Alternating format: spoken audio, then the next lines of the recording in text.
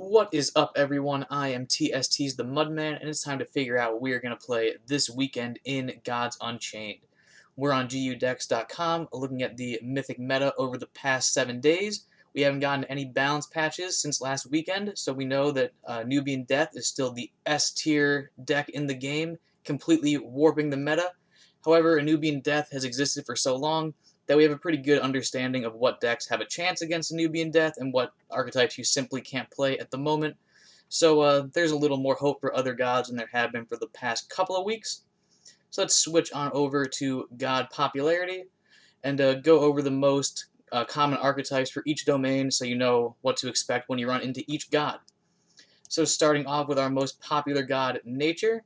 Nature for forever has been primarily aggressive, usually mid-range aggressive. However, now it's very important to end your games before 6 mana or on 6 mana. So Nature has become even more aggressive than it has been in the past. Death is, of course, a Nubian Death. It can be sleep a Nubian, it can be control a Nubian, it can be aggressive a Nubian, it can be in between. All Nubian decks are good, and the most important thing to remember is 6 mana, Land of the Dead comes down, and that is the card to fear. Magic is generally all combo decks. There is a multitude of different combo decks to choose from. There's, of course, Dralimar Aether Snap Magic. There's the classic Portal Wrangler Magic, and now there's the new 1 health OTK Magic. It wouldn't be ridiculous to see something like a Control or Ramp Magic deck floating around over the weekend, but the best Magic decks are definitely the combo variant. Deception is interesting. It's probably the most diverse god at the moment. It can be both aggressive or control-y. The control oriented deception decks are very good against a Nubian Death. And then, as we've seen in the past, aggressive deception can be very, very aggressive, and aggressive decks are also pretty good at ending the game before turn 6, so deception is a fairly good god in general. However, its aggressive deck is probably not as good as Nature's aggressive deck, and its control deck probably isn't as good at defeating Death as Magic's combo decks are. So you can do a lot with deception, but it's still not an outstanding god. Light is easy, light is always aggressive, just like Nature. They've had to shorten their curve even more and be even more aggressive to really end their games before 6 mana, because Land of the Dead will stop them for sure. But so when you see light decks, they're going to be creature-oriented aggro decks, and then War is the final god, and War is a joke. You will probably not see any War, and if you do, you'll just win, so there's no reason to talk about War at all. So now that we've gone over a little brief overview of the meta, let's jump into some specific deck lists. Alright, so let's start things off with the best god in Death. I've got 2 different death lists to show you. We're going to go over this one really quickly. This Anubian Death list was made by Centralized Chad, and it was the best performing Death deck over the last weekend ranked event. It is a very standard control-oriented Anubian Death deck, with the only real difference being Quorum of Pharaoh's Past, which is a new legendary that hasn't seen a ton of play. If you don't know, it's a 7 mana 7/7 with Roar. Deal 2 damage to a random enemy. Repeat this for each Pharaoh's Heirloom that you've played. It's in your void or in your hand. Each Pharaoh's Heirloom that you've generated. And at first, I didn't like this card at all. I thought it was just like a win more card. However, the more I think about it, the more it's growing on me. It's becoming very common for people to try to counter a Nubian Death. And the best way to counter it is usually by getting rid of the Raving Necromancers, as well as the Priestesses of Taket, in order to turn off the big damage that they can do with Land of the Dead. And if your Nature or light opponent does manage to get rid of all of your damage-dealing Anubians, you can fall back on the Quorum of Pharaoh's Past and do that last chunk of damage. So it's good against those counter Q matchups. And besides that, Anubian Death is just the best deck. You can afford to put one weird card in there and still do fantastically. But besides that, it's fairly normal. Let's look at the next Anubian variation. And this is J-Rock's Sleep Anubian Death deck. It's the same one from last week. It's been performing really, really well. J-Rock's played 100 games with a 77% win rate. I know Defying Destiny played like 40 games with an 88% win rate. I'm pretty sure Kargus has played like 35 games with like a 90% win rate. This variation of Anubian Death is very, very powerful. It hasn't won a weekend ranked event the same way that the dedicated control Anubian Death decks have. However, the Sleep archetype also has like mill potential, which is really good against the Magic decks that are probably the best counter to Anubian Magic. The best counter, in my opinion, to Anubian Death is the 1 health Magic OTK decks, which you can counter with multiple turns of Sleep. And then the next best counter to Anubian Death would be like Dralamere Aether Snap Magic, and milling one of their important combo pieces with Burrowing Scarab alongside Canopy Quarter could be one of your only ways to win against that. So, in conclusion, Anubian Death is definitely the best archetype, and this variation of Anubian Death is better against its hard counters. So, if you want to run Anubian Death this weekend, I would recommend this sleep slash mill variation of Anubian Death, and it'll definitely do really, really well. And next up, we have the god that, in my opinion, best counters death in Magic. For the past couple of weeks, we've been watching the evolution of Dralamar Aether Snap Magic, but this week we are going with the 1 health OTK variety. In my opinion, this is the best deck to counter Anubian Death with, because the combo comes off extremely early. You can deal 30 damage from hand on turn 5, or like 5 mana, or as early as 4 mana if you really high roll on the curve.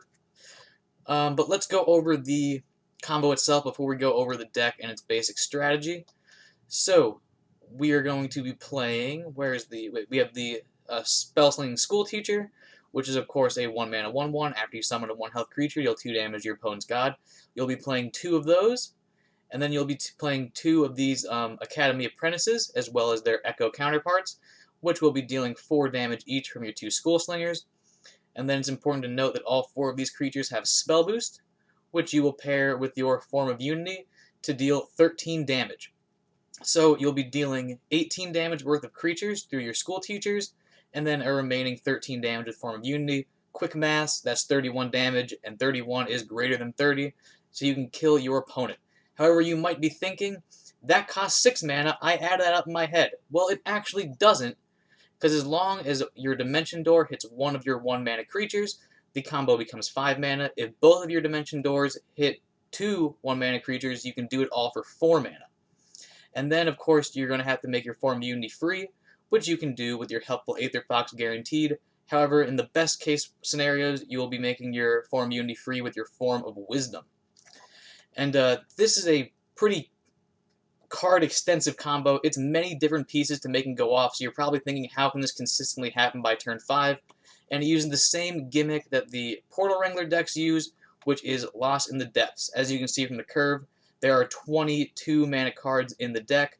Your main game plan is to find Lost in the Depths in your opening hand, destroy or target either one of your 2 mana creatures or an opposing 2 mana creature, and then throw away everything that isn't your combo. You got your Clear Mind God power, so you can set up your Dimension Doors, to guarantee you hit the creature you're supposed to hit. And then, all of your 2 mana cards are essentially just card draw, as well as some board control tools. You've got your 2 copies of Time Bomb, which is good for controlling the early board state so you don't lose. You've got a copy of your Thermaturge, which is very similar to Time Bomb. We've got 2 copies of Magnetic Blast, which can be used for AoE damage, as well as Tracking Bolt. And then everything else draws cards. The key cards for this deck are, as I said before, with the Form of Wisdom, this card can be very, very powerful because of the way it gets you Form of Unity without having to play an Aether Fox. The turn that you play your Helpful Aether Fox is the turn that you might lose, because the combo requires all 6 board slots in order to make work.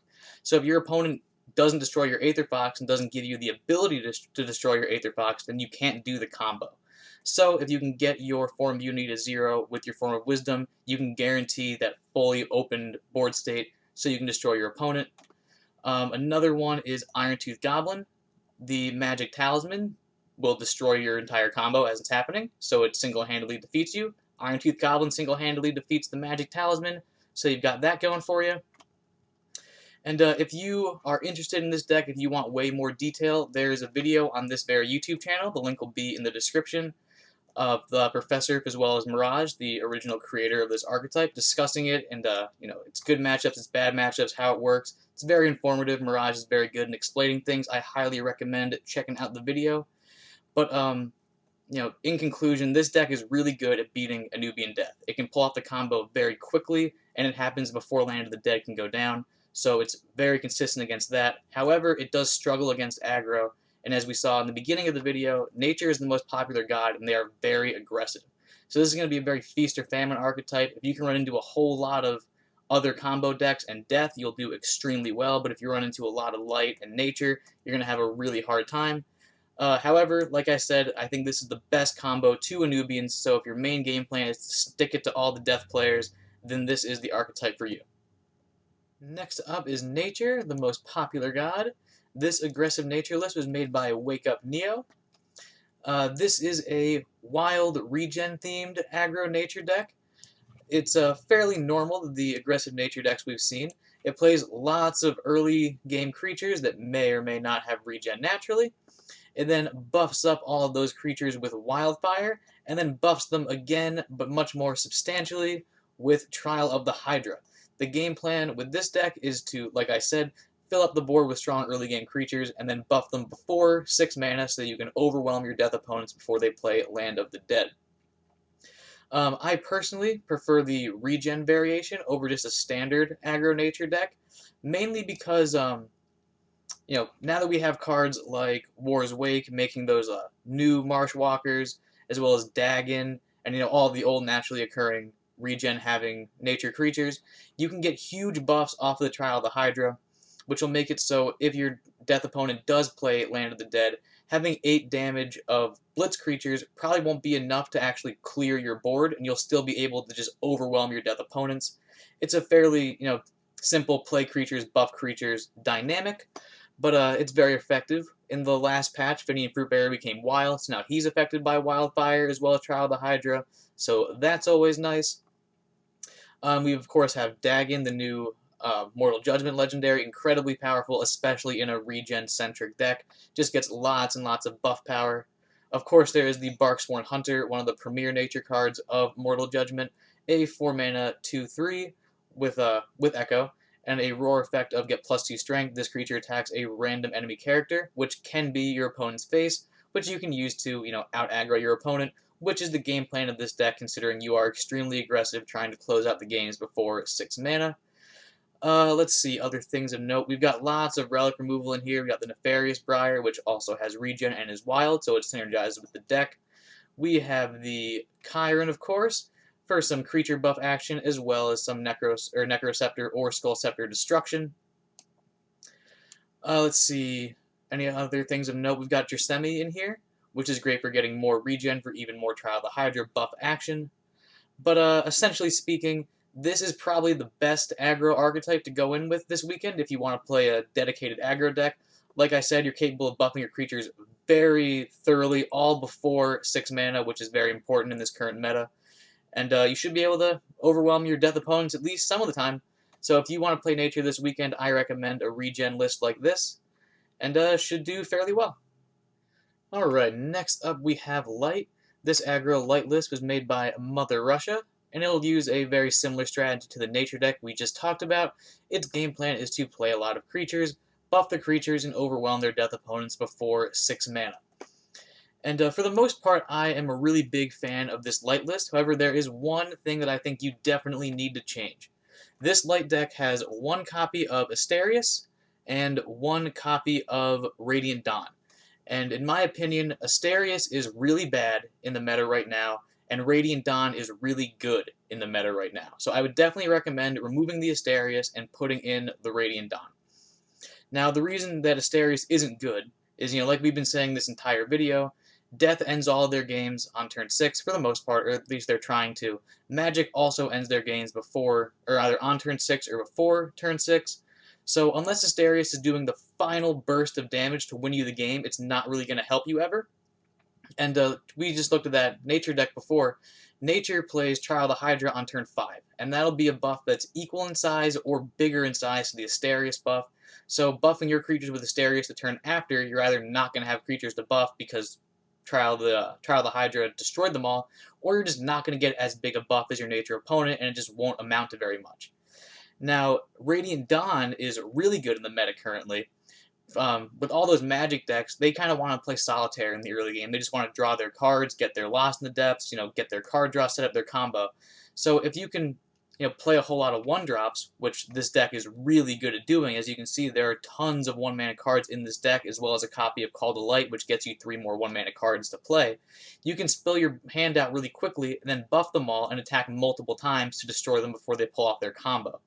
The other thing that's important to note with Radiant Dawn is we just looked at that Nature deck. and its main strategy is play lots of creatures, buff them, pretty substantially with Wildfire, and then buff them like crazy with Trial of the Hydra. Radiant Dawn comes down a turn before Wildfire.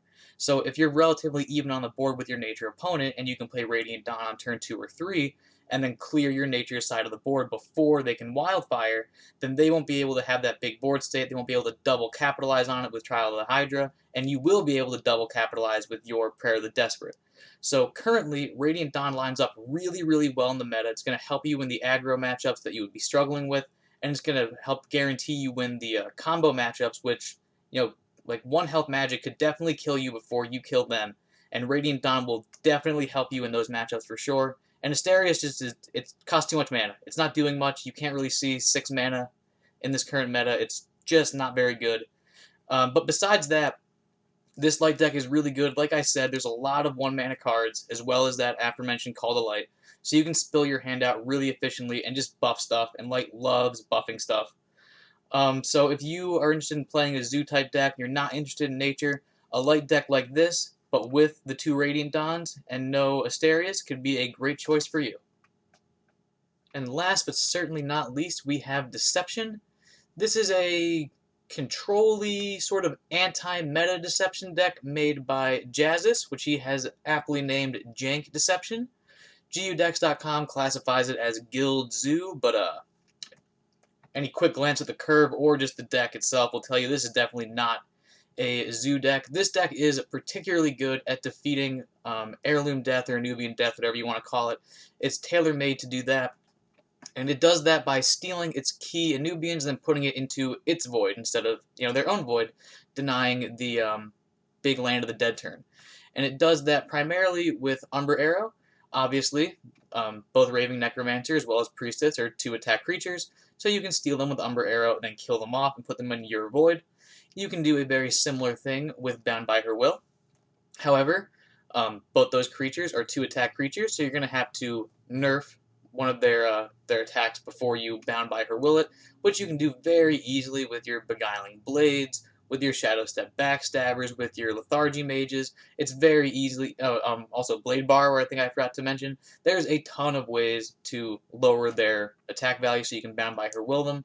And Bound by Her Will is particularly powerful because if you steal, say, a Priestess, whenever any Nubian dies, the owner of the Priestess deals 2 damage to the opposing god. So if you can steal your opponent's Priestess, then every time your death opponent destroys one of their Nubians, which their whole game plan is based around doing, they'll be taking damage, which is just devastating. And those are your primary ways that you're going to be dealing with a Nubian death.